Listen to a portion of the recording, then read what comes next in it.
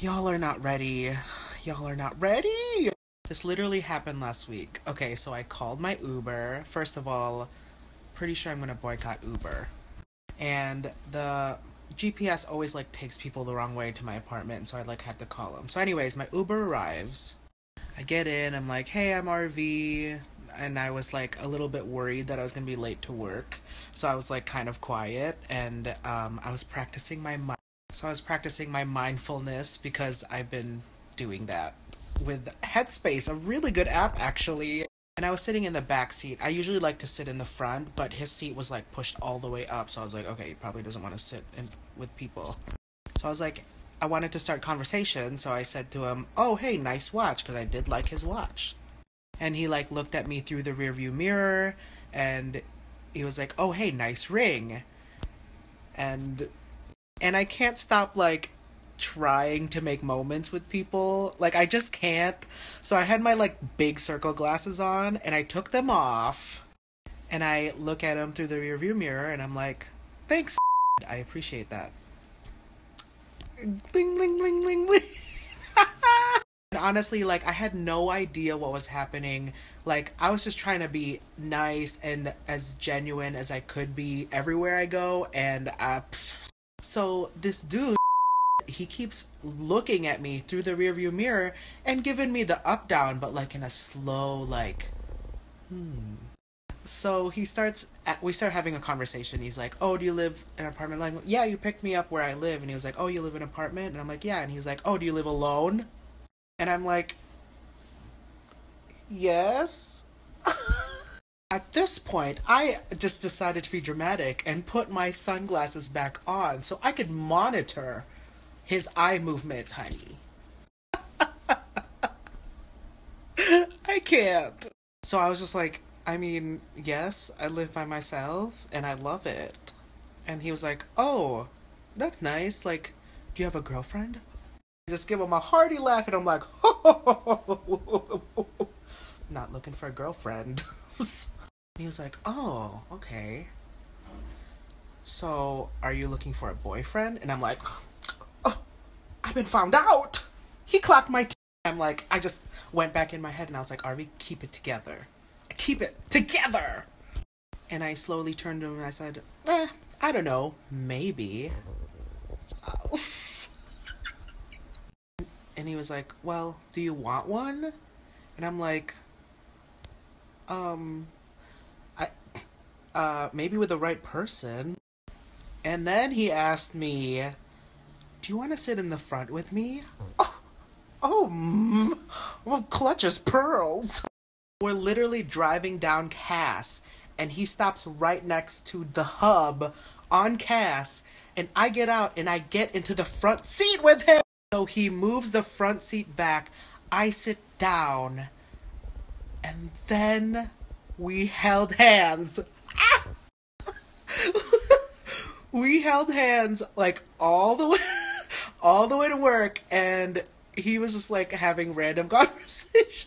Like asking me about my job and like what I did and like also when I got out of work.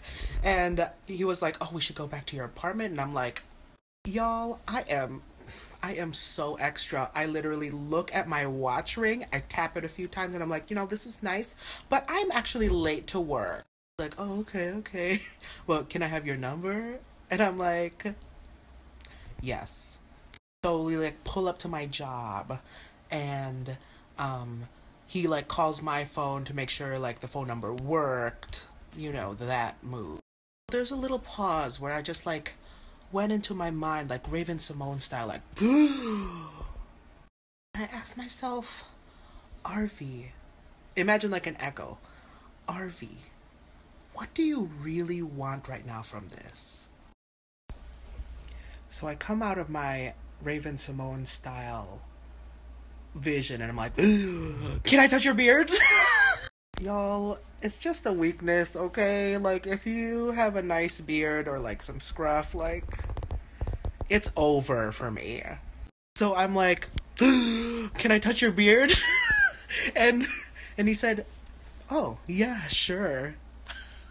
So I'm like, "RV, this is it. You're like getting what you want." So I reach over and I touch his beard. And I told y'all, I like to make moments with people. Honestly, like, I wasn't expecting this huge thing to happen. Like, I just wanted to touch his beard, and that's really all I wanted. And then I kissed his cheek. That's right, your boy got game.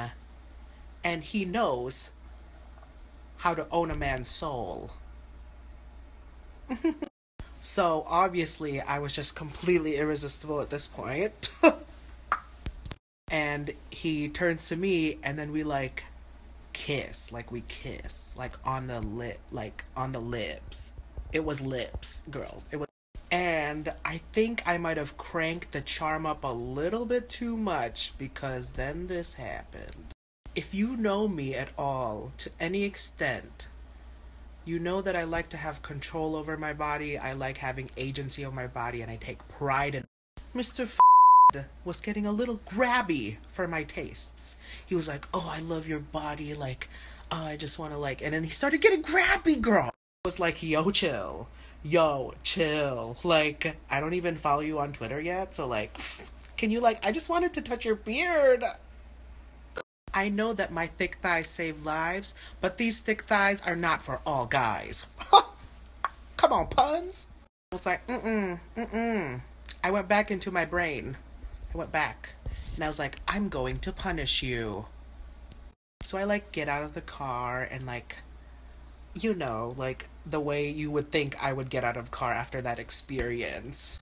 And I'm, like, swinging my dupatta around. Thank you, Kristen, by the way. And he, like, rolls down his window. He was like, you get out of 5, right?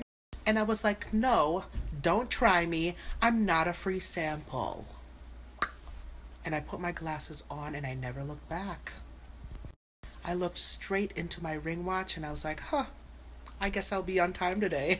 Yes, I did, girl. Yes, I did. I was on time. So that is the story of how I kissed my Uber driver on the way to work. This literally happened like 4 days ago. Good night.